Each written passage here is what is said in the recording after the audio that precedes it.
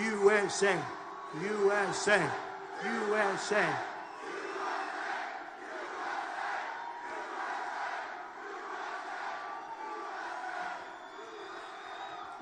So I just got back, and one of the big Democrats, I won't tell you who because I don't like to even mention their name, but like one of the biggest said, you better be careful with Trump. There are right now 16 people sitting home watching television, and you better be careful what you wish for because this is going to be brutal. And we're going to win, folks. We're going to win. I can tell you. Look at this crowd. We're going to win. And a poll just came out. A poll just came out, a great poll, that we're leading Hillary Clinton. That's already happening. Already happened. The Rasmussen poll. So, you know, this wasn't supposed to happen today. After we won, I figured, well, maybe I'll stay home and take it a little bit easy. You know, who would have thought this? Trump wins before Clinton. You know why? She can't put the deal away. We can. We know how to close the deal. She can't put it away. She cannot put the deal away. You know, she makes that one speech a week. She'll get up, reads the teleprompter. She goes north and south, east and west. We all love what's happening to our country. But we don't love what's happening to our country. We don't love it. So, but it wasn't supposed to happen because after we won, which was a little unexpected to do it that quickly, but we had such great, incredible victories, those last victories. New York landslide, won everything. Landslide. And that's with three candidates, almost 62%, but that's with three candidates. You know, these guys that see the press, all those people back there, world's most dishonest people, they're the worst. I wish they'd take the cameras, show them how, look at the size of this place, show them the corner of the room. But there's a lot of people. I don't know how many people here. There's a lot of people. They'll only show if we have a protester, so I hope we have a couple of protesters today. You know, Hillary, Crooked Hillary, yesterday had a protester, and what she did is she cut her speech short. She cut it short. It was from 11 to 13 minutes, depending on who's doing the counting. How would you like to be? Well, here's the thing. You stood in line.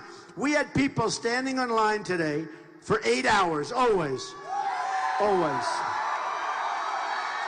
So they don't have that problem. They just walk up, whatever the time is, and they go in, and they have 250 people, and we have close to 10,000 people today, so it's good.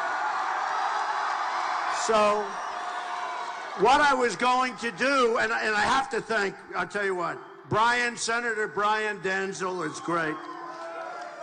And Don Benton, Big Don, they did an incredible job. And what I was going to do is say, look, I'll take it easy.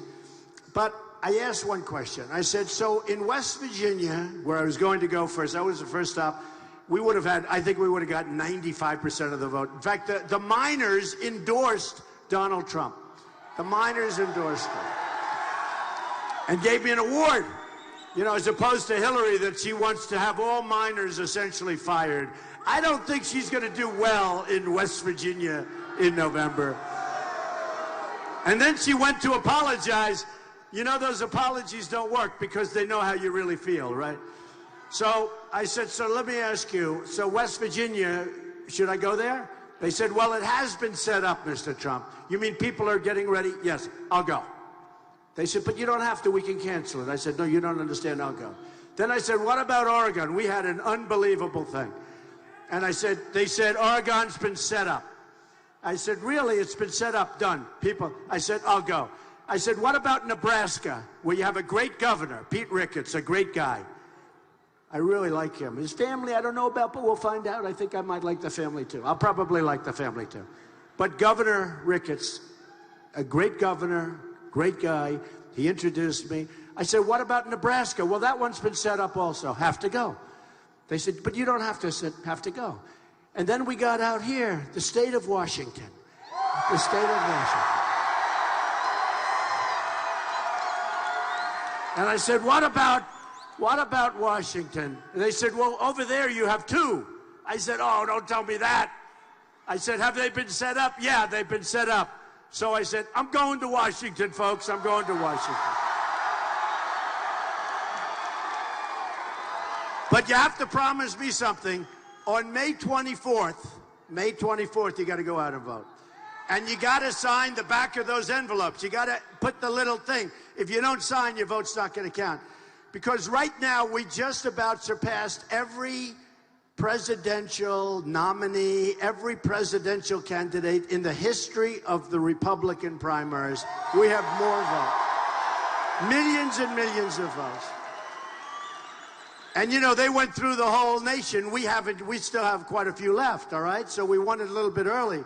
But we want to win by a big mandate. We want to win by a big, big number. So I really appreciate you being here today, especially to have, and look, they're pouring in still. I really appreciate you being here today, but I guarantee I'll be back numerous times because we are going to take the state of Washington. We are. We're going to take it. We're going to bring our jobs back. I'm looking at your numbers. Not good. Look at this. Spokane region has lost nearly 1/3 of its manufacturing jobs. I do this. These are statisticians. The world's most boring job. How would you like to be a statistician? But you know what? The man that does it, he loves it. He thinks it's great. Lost 1/3 of its manufacturing jobs since Bill Clinton successfully lobbied to put China in the World Trade Organization. Not a good move. Not a good move. The labor force in Spokane, the labor force is 9,000 people smaller today than it was when Obama took office in 2009. Not good. Not good. The number of timber jobs, I love timber. Few people use more timber than Donald Trump. That I can tell you. Few people. The number of timber jobs in the state of Washington has been cut in half since 1990. Come on, fellas, let's get with it. What's wrong with you?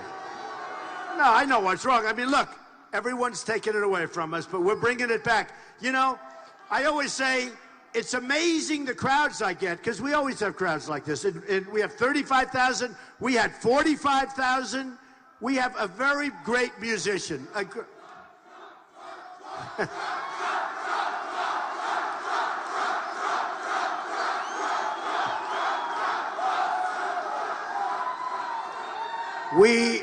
You know, a writer said to me, "Make America great again" is not a very positive message. I said, you have to understand, that's the most positive message. That's the most positive message. Because right now, our country is doing poorly. We're losing our jobs. We're losing manufacturing. We're losing our money. I go around, I look at these statistics. They are a disaster, okay? They're a disaster. All over the country, they're a disaster. Is this guy on our side or not? Let me see. Huh? You on our side? Are you on our side? Okay, put your hand down then, will you? Guy's got his hand up, and everybody's pointing. I think he's lying. Is he lying when he says yes? Are you on our side? Huh? Out. Out. Get out of here. All right. I think he's a Bernie person. Bernie's going down because, hey, look. It is a crooked system. It is a crooked system. And I'm not a fan of Bernie, but he's a member of a crooked system. All right, let's go. You can let him stay there for a little longer. I think he's got some problems. Got some little problems here. All right, get him out. Get him out. Get out. Out.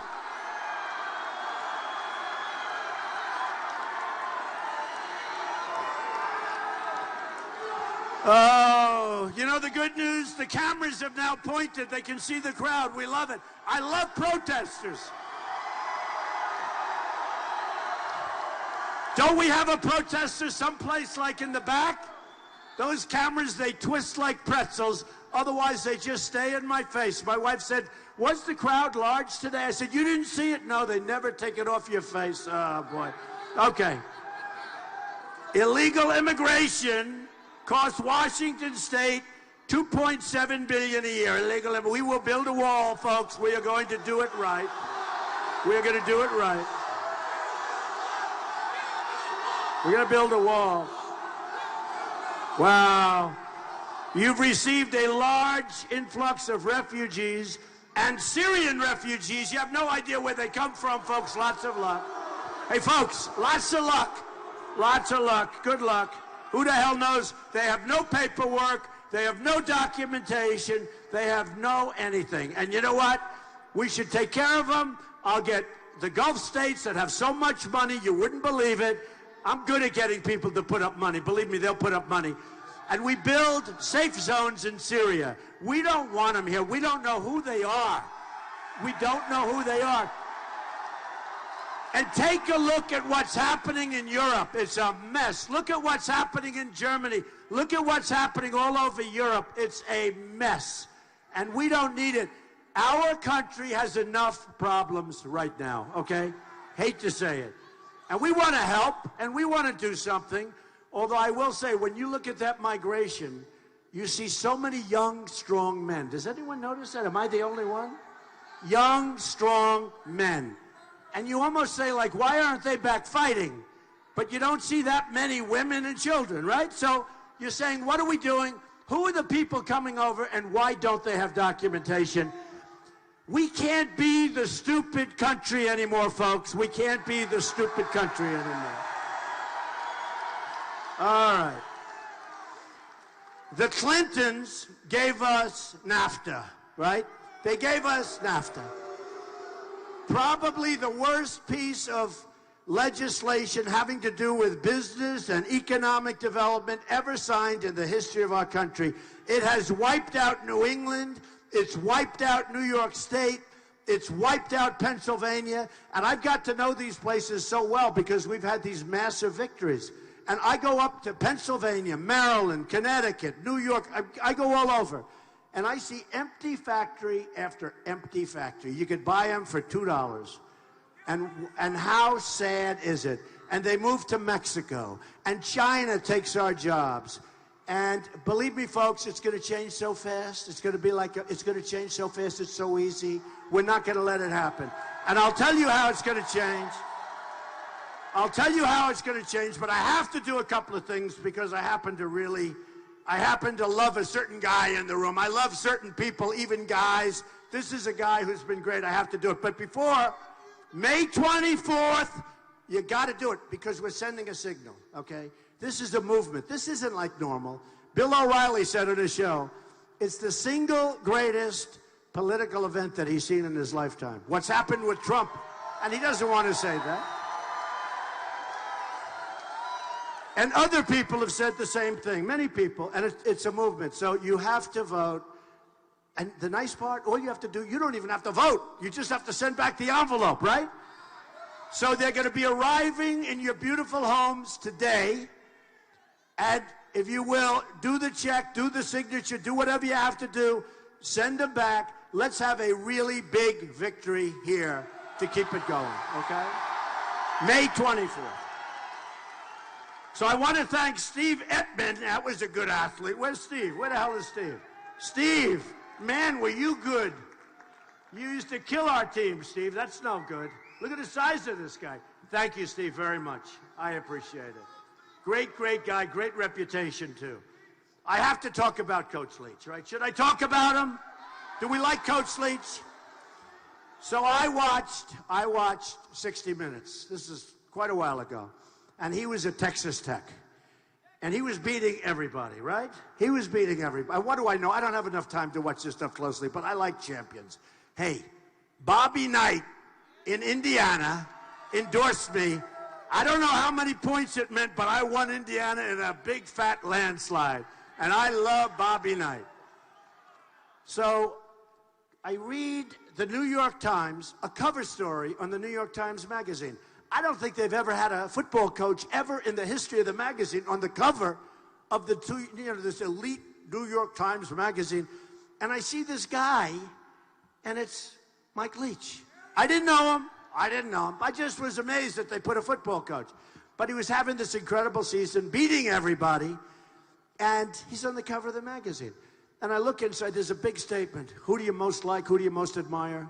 It's Donald Trump. So immediately I love this guy, right? No, I love him. I love him. Then I see him, he's at Texas Tech, and where's Coach Leach? Where the hell is he? Coach Leach! You don't mind if I talk about our relationship, right? He's a great coach, great guy too, great family. And I did this with Bobby Knight. And we also had Lou Holtz. We had some tremendous people endorse us. But Coach Leach was interesting because I didn't know him at all. Then he's on 60 Minutes. They do a profile. Who the hell ever saw a profile on 60 Minutes of a coach from Texas Tech? And what happens is the coach is beating everybody, and he's on the cover. And I see the New York Times, then I see 60 Minutes. I said, man, this guy must be a hell of a coach, right? Well, you're lucky to have him. Okay. And I see a picture of myself. He's on 60 Minutes. And I'm looking and I'm watching, falling asleep, okay? And I'm watching. And I see a picture of me on his desk. Don't worry, there was a picture of his wife also, who's great. But there's a picture of me on his desk. I said, this guy really likes me. The Times, this guy, I don't know who the hell he is, but he really likes me. So I actually put in a call to him, and I became sort of phone friends. I said, Coach, good luck. You know, anybody, my attitude, when people like me, I like them. Even Putin, Putin, they want me to disavow Putin. Putin of Russia, he said, Trump is a genius, he'll be the next leader. Don't worry, he's not getting anything. But, they wanted me to disavow the statement. He said, Trump is a genius, he'll be the next leader of the United States. And these characters, these characters that I was debating, they wanted me to disavow that statement. I said, I'll never disavow that statement. He's not going to get anything from it, but we'll see. And by the way, wouldn't it be nice if we actually got along with Russia? Wouldn't that be nice? So anyway, I'm looking at this thing, and then all of a sudden, he wins again. And then he has this massive game against, I think it was Texas, right? And Texas is this incredible team that's just beating everybody, the last great year that they had. And here's Coach Leach with Texas Tech. And who wins? And I took more heat by backing your team. I'm saying Coach Leach is going to win. I didn't even know. But boy, I'll tell you, that Texas team was pretty popular, Coach. I took a lot of heat. But at least I'm backing the Texas team. So what happens? That great catch, right? And he ends up winning the game. And everyone said Trump is a genius. Isn't that great? I was the only one that said Texas Tech is going to win. And honestly, I don't think they treated him great. Okay? I'll be honest. Am I allowed to say that? Yes. Even if he says no. I don't think they treated him great. He's this great coach. He's a genius, an offensive genius. They didn't treat him great. And he wanted to go to a particular school. He said, Mr. Trump, if I ever get to be coach of that school, I'll never lose a game. Because that school gets the best athletes. I don't want to say what school, because the person that heads it, I know. I said, Coach, don't worry about it. I know the person. No problem. I called the person, and they had such respect for me that they didn't hire him. They hired somebody else. Right? And you know what happened? That football program went to hell. It went to hell. I don't even talk to that person anymore because I said, what? I'm giving a good thing. And it was a little embarrassing. Coach, don't worry about it. I got you covered, Coach. You're all set. And it's true. And if he would have gone to that school, you know what I'm talking about, the guy maybe never would have lost a game because they get the best athletes. It's like in Texas. Texas seems to get these great athletes, right? So he ends up coming out here to the Cougars, right? Washington State Cougars. Oh, did you get... I hope they take good care of him because you're doing great. He's a real popular guy out here. But I have to tell you, he's a hell of a coach, and I haven't seen him in a long time. And then today I heard he was introducing me, and I was very honored by it. But I'll tell you, you've got yourself a great coach. And, Coach, how's the football team going to be this year? Good? He says good. That means good. Your quarterback is good? Huh? Okay. With him, you don't even need a good quarterback. He knows what to do. So anyway, congratulations. And, Coach, thank you for introducing. That's really nice. Coach Leach, everybody. So we have a lot of work to do. It's been an amazing period because on June 16th, I announced I was going to run. And the Bobby Knight coaching story is interesting because he called me before I announced and he said, and I don't know him, but now I know him. But Bobby Knight said, Mr. Trump, you got to run. You got to run. Yeah, he's a tough cookie. Would you say Bobby's slightly tough? Okay, slightly, just slightly. You know, the chair goes across, it's bang, you know, it's a little old school. That's okay. That's what we need. We need a little old school, folks. We need a little old school. He's a rough guy. No, but he's rough, but he's smart, and he knows how to win. That's what we need. Not just rough and not just smart. You need the whole thing. You can't be rough and not smart. You can't be smart and not a leader and tough, but he knows how to win. So he calls me up, he goes, you know, I analyze talent, and you'll be an unbelievable president. You're what we need. Not these clowns. They're clowns. I remember he used the name. They're clowns. I said, Coach, I'll tell you what, I haven't made a decision yet. This was 3 months before the June 16th. I said, I haven't made a decision yet, Coach, but I'll call you, and I appreciate it. Give me your number, Coach. So I took his number. I put it down at the bottom of a big pile of stuff, and that was it. Now I start winning, and I go out. And I saw this morning when I announced these pundits who don't have the brains they were born with, by the way. Charles Krauthammer, he will not run. Donald Trump will not run. And if he does, he is running against the finest field of talent in the history of the Republican Party. Bing, bing, bing, bing, bing. 16 of the most talented politicians ever to run. Ever to run. And if Donald Trump, who I don't know, but if Donald Trump runs, he will have no chance. This is the most talented field ever assembled by the Republican Party. In fact, he almost talked me out of it. I watched that, and I was thinking about running. And I watched Charles Krauthammer say, most talented field of people in the history of the Republic. And I said to my wife, this is going to be tough, right? I didn't know that he didn't know what the hell he was talking about. Don't forget, Krauthammer is the one, we've got to go to Iraq, and we've got to fight for years, fight. We should have never gone to Iraq. One of the worst decisions ever made. Okay, so what happens is I say, look, I don't care, because I see what's happening.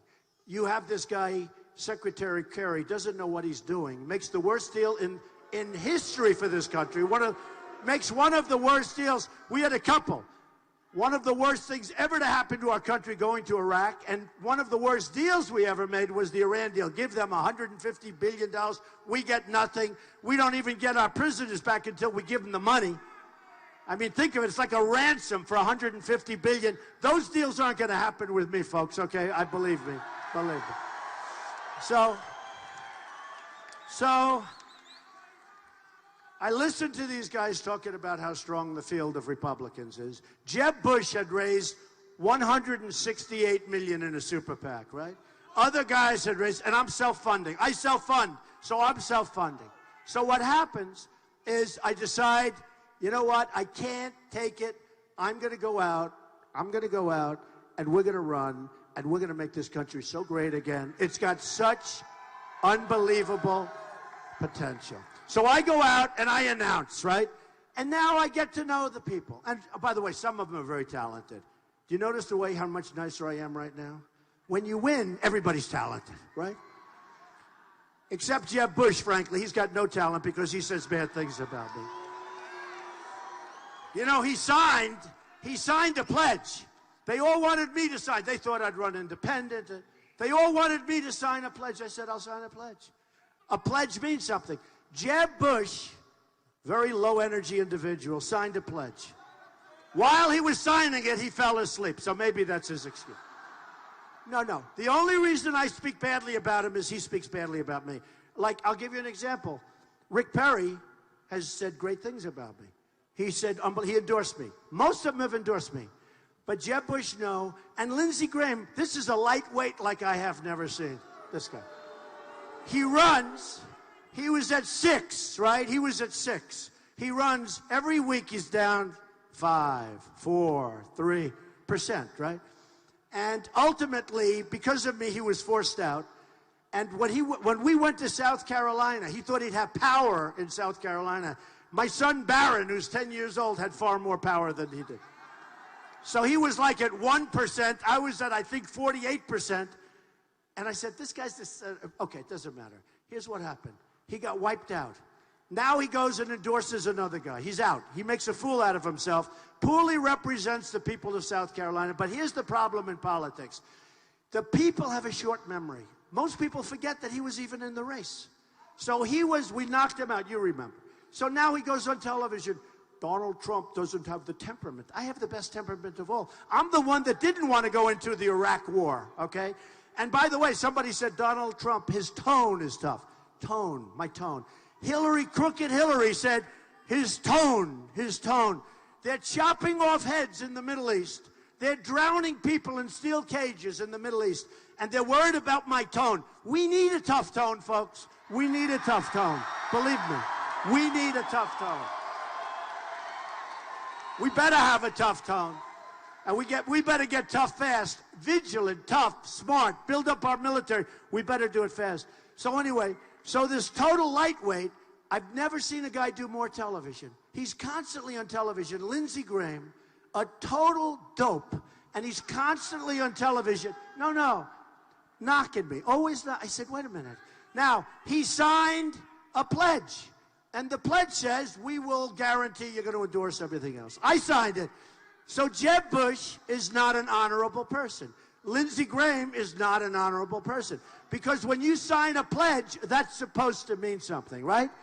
It didn't mean anything. But the good news is most everybody has endorsed me, other than Paul Ryan. I don't know what went wrong there, Paul Ryan. But we'll see. And here's the thing, folks. Look, we've brought millions of people into this party. It's the highest vote the party has ever gotten. I'm the highest individual in history. Millions and millions of people. In fact, it's the biggest story in politics today, worldwide. We're on the cover of Time magazine so much. I've been on like 4 times in a fairly short period of time. I've been on twice in my whole life. And now I'm on, like, if I'm not on, I say, am I on the cover of Time this week? I'm on, like, all the time. But it's not me that's on, it's you that's on. I'm the messenger. I'm representing you people, and we're doing a hell of a job, okay? We're doing a hell of a job. We're all on the cover of Time magazine. We're all on the cover of Time. So here's the story. So we're going to go out, and we're going to do great. I think Paul Ryan will be fine, and if he's not, that's okay. You know, a couple of people said it really from Trump's standpoint. I said the only thing that matters to me is all of these millions of people that have signed up. That's what matters to me. And you know, we got here through strength. We didn't get here through weakness. We want strong borders, right? We want a strong military. We have to have a strong military. And that doesn't mean we have to use our military. The stronger we make it, the less we're going to have to use it. I'll tell you what, it's the single cheapest investment we can make is our strong military. When General Ordiano, a nice guy, about a year ago, he was leaving, and he was being interviewed. And by the way, I don't want my generals on television being interviewed. I don't want it. Let them be generals. Do you think General George Patton was interviewed? Yes. We're going to strike the enemy from the front. And then 2.5 days later, we're going to strike them back here. And then on May 29th, we're going to drop some bombs. In the meantime, the enemy turns out to be 10 times tougher than we thought because they know our plan. We have to be unpredictable, folks. We have to be unpredictable. Oh, it's so sad. I can just imagine guys like General George Patton, General MacArthur, you know, these great generals that we've had over the years. They're spinning in their grave. You know, a little while ago, President Obama announced that he's sending 50 men to Iraq. And he's sending 200 men. And he gets up, does a news conference. We're sending 50 men to Iraq, Syria. Now, guess what? First of all, the number's so small, it's like only 50. But these are really elite people. Here's the problem. When you do that, they have a target on their back, right? They have a target on their back. And those people are being hunted right now. So keep your mouth shut. Send them if you want to send them. But just keep your mouth shut. You know, don't talk. Don't talk. Politicians, they're all talk, no action. I guarantee you Bobby Knight would not be talking about it. Coach Leach would not be talking about it. They get the job done, folks. They get the job done. So here's what we do. So we are going to change things so rapidly. We have we have a ways to go. you have Hillary, who's taken $90 million. Now think of this. She's taken, and I would imagine things will be okay with Paul Ryan. We'll see. I'm meeting him on Thursday. We're going to see what happens. He wants to meet. We're going to see what happens. If he wants to meet, I'll meet. But the important thing is you folks, okay? And he'll understand that. And he does understand that. And I would bet if he had that decision to do again, he would have done it the simple way. I endorse Trump, okay? Do you agree with that? Well, it's only one of my volunteers saying that, but that's okay. My volunteer is a smart cookie, right? But we're going to do things that are going to be incredible in this country. Hillary, though, took $90 million. You know, she's got money from all these special interests all over the place. And she's going to win because the system's so rigged. Even though Bernie wins, got no superdelegates.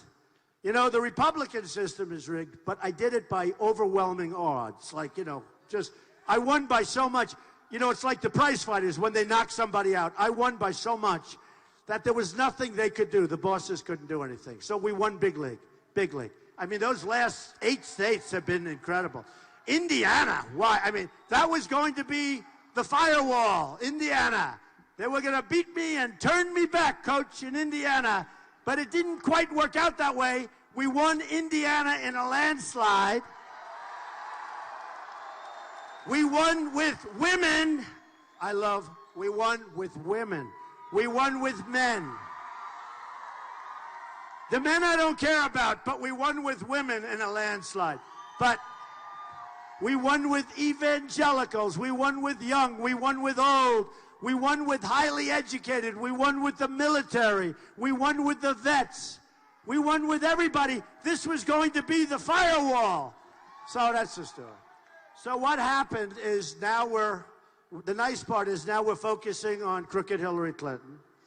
And I think we're going to do very well. But here's the thing. She's going to have $2 billion. $2 billion. They've already taken $90 million worth of ads. And they're ads women-oriented. You know, she's playing the women's card. By the way, if she didn't play the women's card, she would have no chance. I mean, zero of winning. She's playing the women's card. She's going, did you hear that Donald Trump raised his voice while speaking to a woman? Oh, I'm sorry. I'm sorry. I mean, all of the men, we're petrified to speak to women anymore. We may raise our voice. You know what? The women get it better than we do, folks. All right? They get it better than we do. If she didn't play that card, she has nothing. So here's what happens. And this is sort of amazing to me. So they go out, and I looked at $90 million, right? And she's going to play like the women card.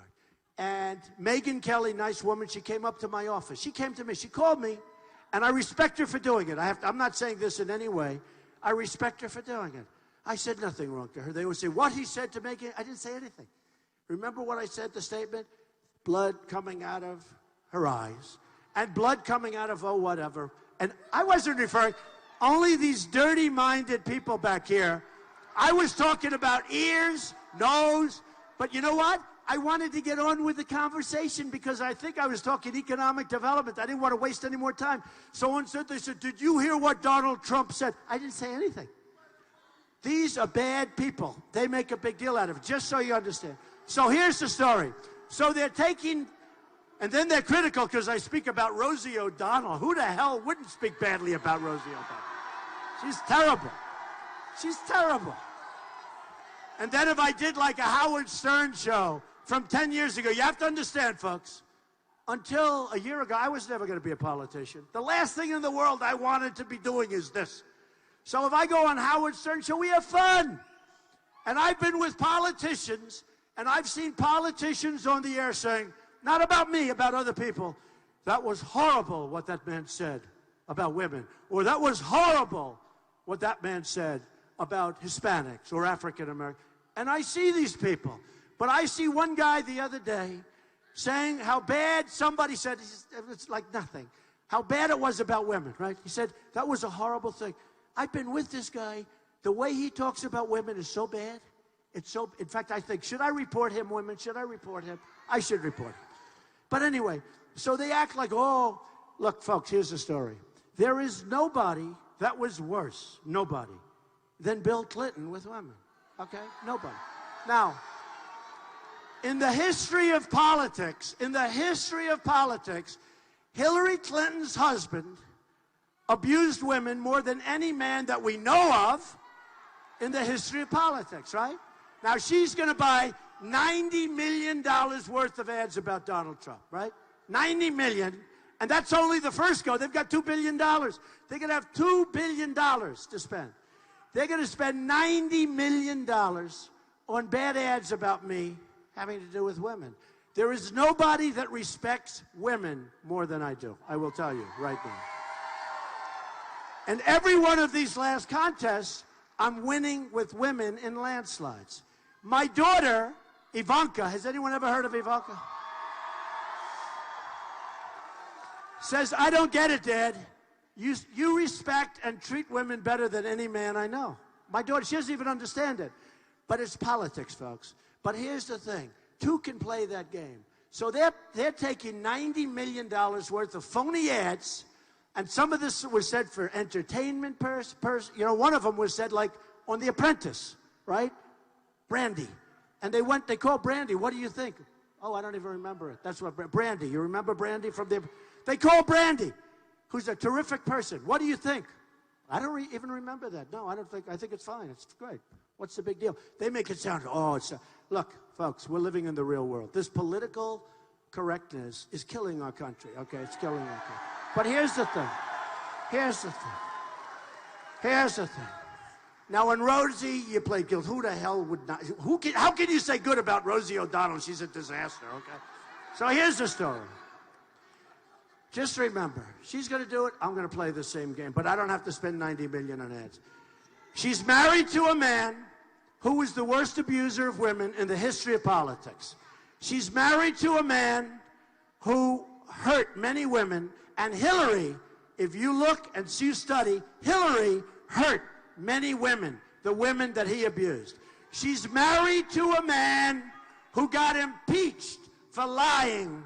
He was impeached, and he had to go through a whole big process, and it wasn't easy.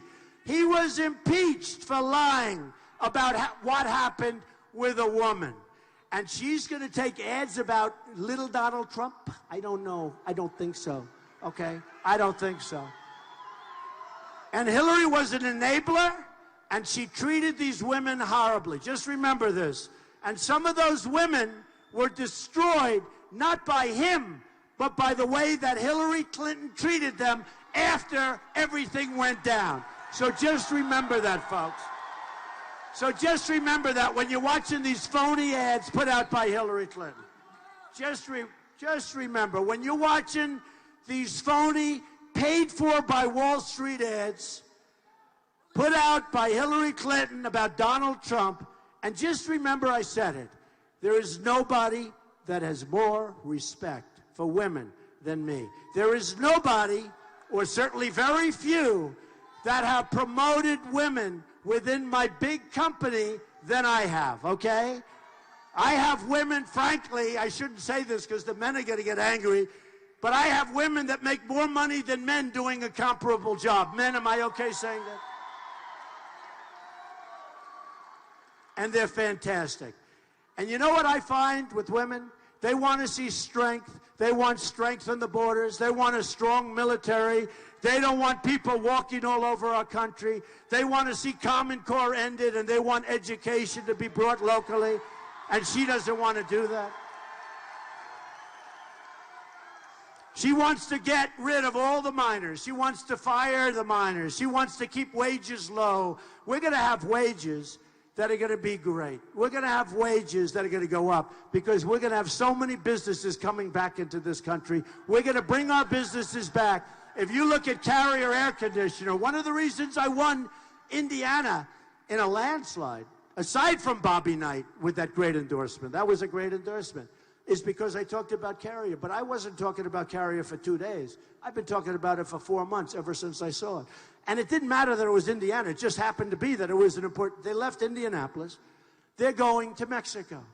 And I said, can't do that. Can't do it. We're losing all our companies. We're losing our companies, folks. Our companies. Look at your numbers. I mean, you have numbers, but you're down 50%. You're down 42%. You're down 9,000 people smaller today. The labor force here is down 9,000 people smaller today than it was in 2009. That's not even a long time ago. I mean, give me a break. We're losing our businesses. Other companies are taking our businesses like they're candy from a baby. It's not going to happen. And just quickly, and I'm sure you've heard it, whether it's Ford, they're building a $2.5 billion plant in Mexico, closing plants all over Michigan and other places. They're building this massive plant in Mexico. They just announced that now they're going to build even more, because you know what happened when they announced 2 years ago that they're building this plant? 2 years ago, nobody went to see them. Nobody said, what the hell are you doing? And nobody said, don't ever do it again. Nobody talked to them. I'm the only one that brings it up all the time. That's why I won Michigan, right? I won Michigan. I won Illinois. I won all these states. The reason I win them is I'm the one that understands what's happening. I'm endorsed by Carl Icahn. I'm endorsed by the great business leaders, because they know I know what the hell I'm doing. These politicians, they don't know what they're doing. They don't know what they're doing. So you have these dummies, they like to consider themselves, they say the elite, the elite. I'm not elite? Really? I'm not elite. I went to a better school than they did. I'm smarter than they are. I'm not elite. They say the elite, they don't like because they want to see free trade. I want free trade too. See, I'm a free trader. But you can't have free trade when you have stupid people doing the negotiation, okay? You can't. You can't. Because we are being beaten on every front, and you can't do it. We owe, I'll tell you what, trade deficit with China, $505 billion a year. Who makes a deal like that? And then they say, oh, we're going to end up with a trade war. Trade war? When you're losing $505 billion, maybe that's a damn good thing, have a trade war. I mean, think of it. Mexico, $58 billion a year. We have a And that doesn't include all the drugs that are pouring in. That's exclusive of the drugs. We're building the wall. Don't even think about it. The wall's getting built, 100%. The wall is getting built.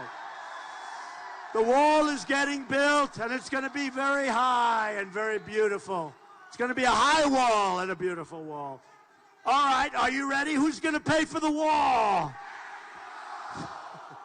Boy, I've never heard anybody say, hey, let me think about that one. It's like, by the way, 100%. And think of it this way. So we have a trade deficit with Mexico of $58 billion. You know, when I had people standing behind me, meaning the debates, right? I never debated before. That was the one thing I didn't know. How would I debate? According to the polls, Drudge, according to Time Magazine, all of the polls, every single poll for every single debate that I participated had me #1 in the debates. Is that good? I never did.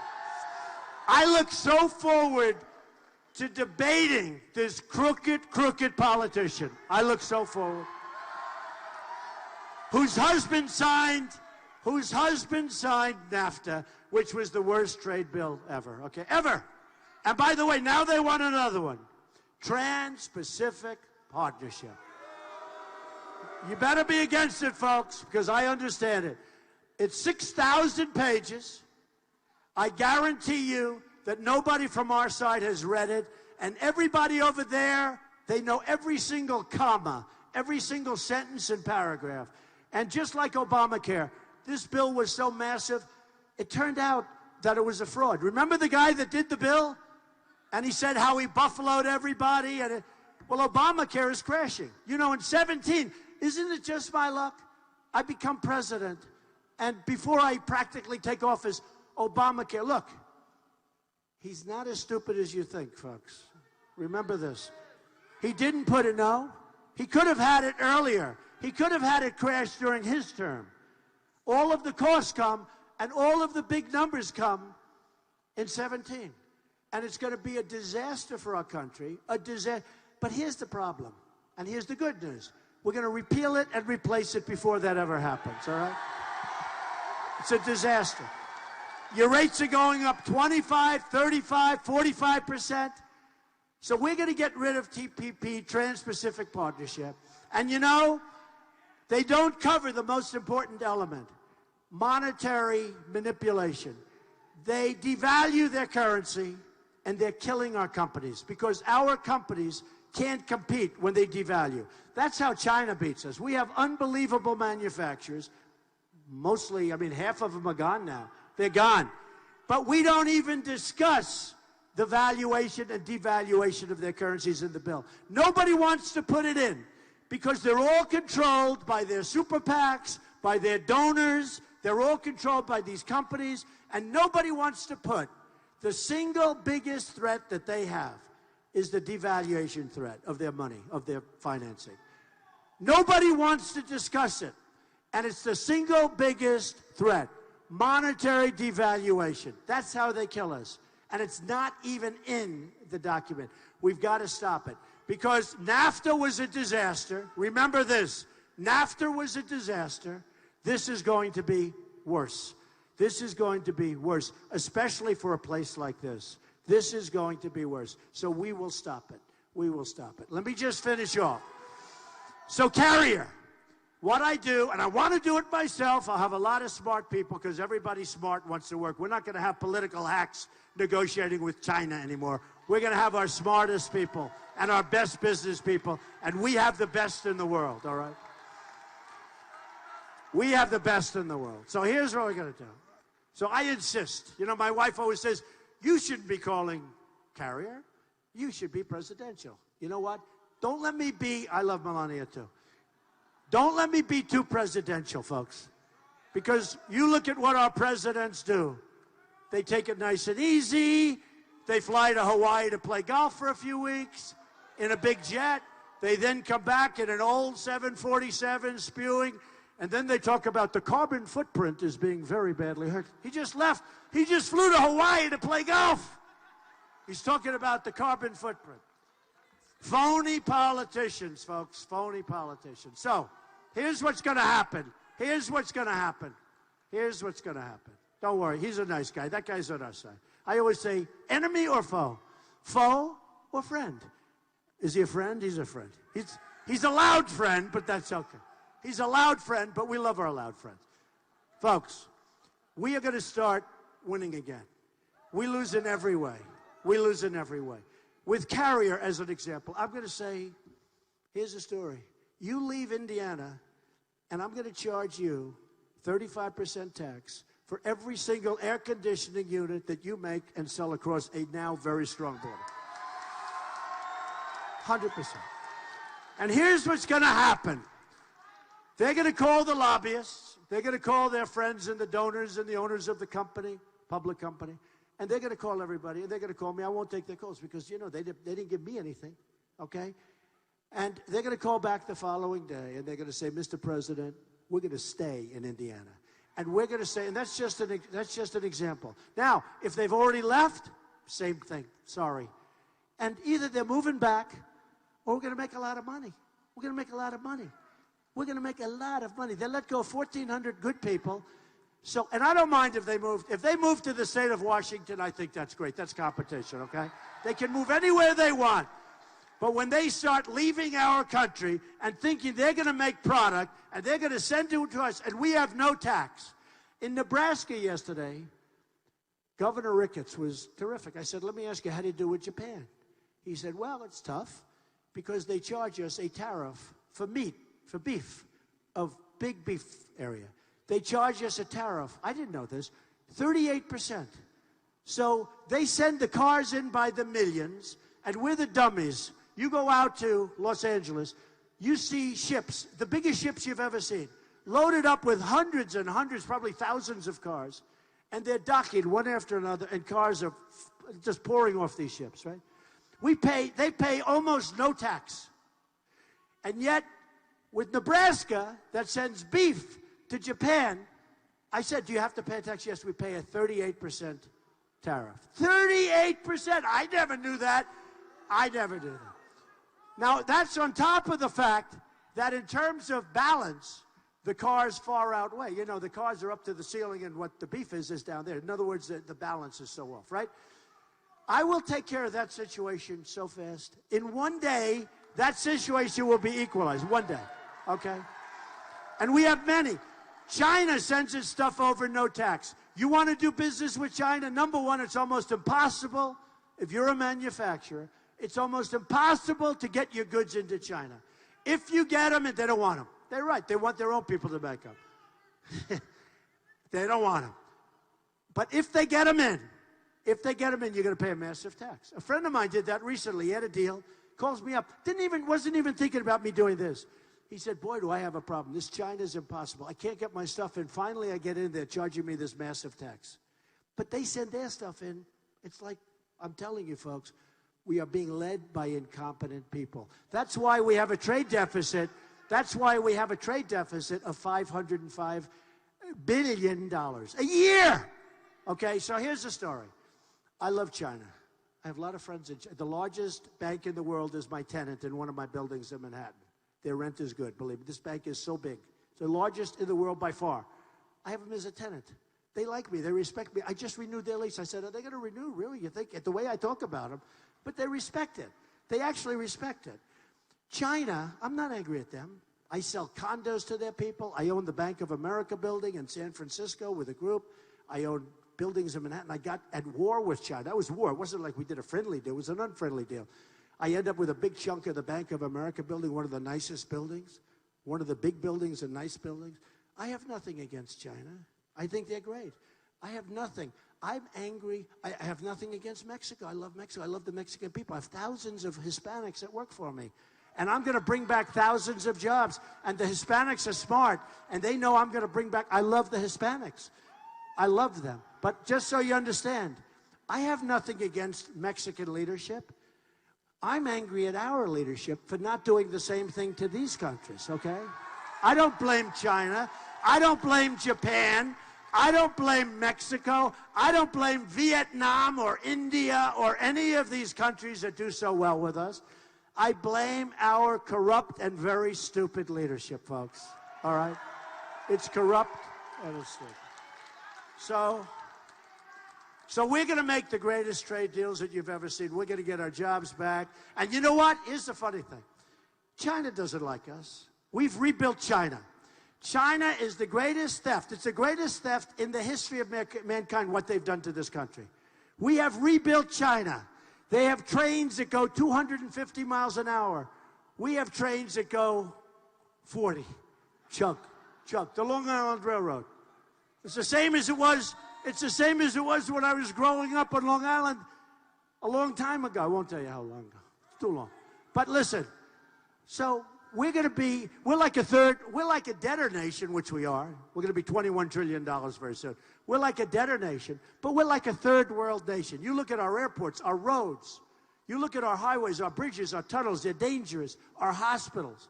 But you take a look at other people. You go to Dubai and Qatar and these places, and you take a look at their airports. You go to China. You look at some of these airports. It's the most incredible thing you've ever seen. And then you land at LaGuardia, and they have potholes all over the place. Okay? We're going to rebuild. We've got to rebuild. We've got to restructure. We've got to do things that are going to be incredible for us. We have to fix our country. We've spent $4 trillion plus in the Middle East.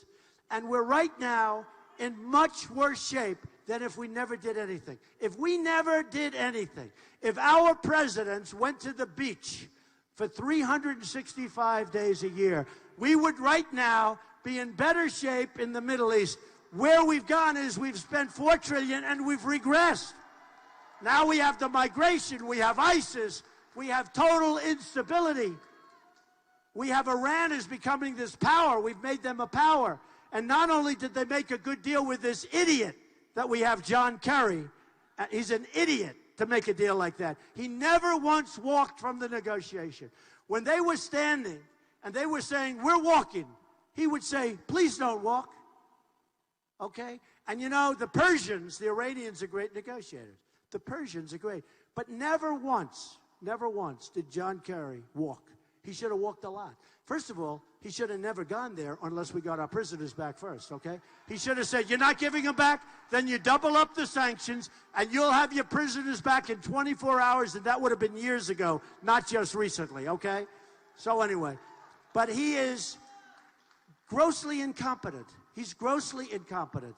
He did not read The Art of the Deal, that I can tell you. But he's grossly incompetent. And for Obama to allow it, when they're dancing in the streets all over Iran, I don't want people dancing when I'm making a deal. If I'm making a deal and I have people dancing, I'm going to say, let's take a look at this deal. I don't want to look foolish. They made us look so foolish. And that's why I ran, because we're going to have a strong country again. We're going to have a country, they're not going to be dancing. You take a look at China. We've rebuilt China, and they don't respect us. Look what they're doing in the South China Sea. They're building a military fortress in the ocean. Now, we couldn't do that because we'd want to get environmental impact statements, right? You know what they said? I have a lot of friends from China.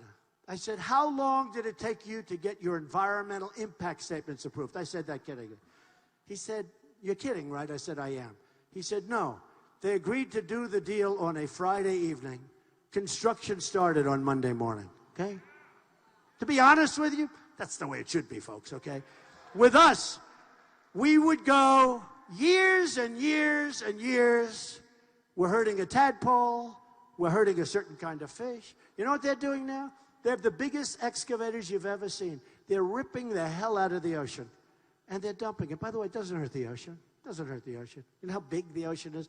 So they're building this massive fortress in the South China Sea, and yet they take all our money. Do you know that we owe China $1.8 trillion right now? Think of it.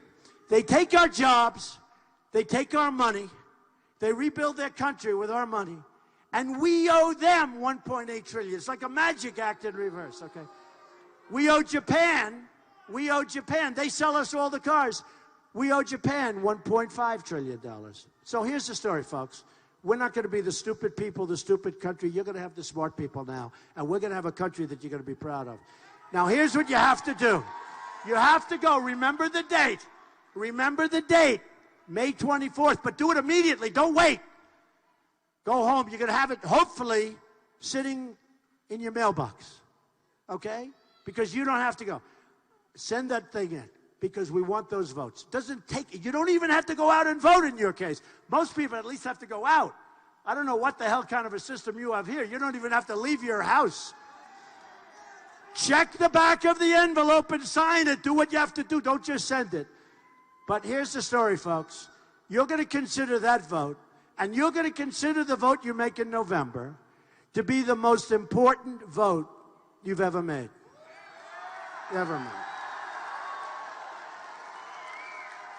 And you're going to look back, 20 years from now, 2 years from now, 40 years from now, maybe 50 for some of the young ones in the front.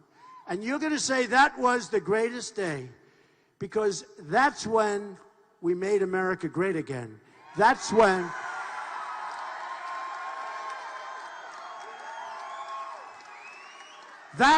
we started winning again, and we'll win. We're going to win with our military. We're going to knock the hell out of ISIS, by the way, folks. I'm sorry. We're going to knock the hell out of ISIS. We'll win with our military. We're going to win for our vets. We're going to win with education, Common Core out, local. We're going to terminate. We're going to repeal and replace Obamacare. We're going to defend our Second Amendment 100%. They're chipping away. We're going to win on the borders. We're going to build a wall. Mexico's going to pay for the wall. And we're going to win with great, great trade deals. In other words, we're going to win, win, win. And you're going to love it. You are going to love it.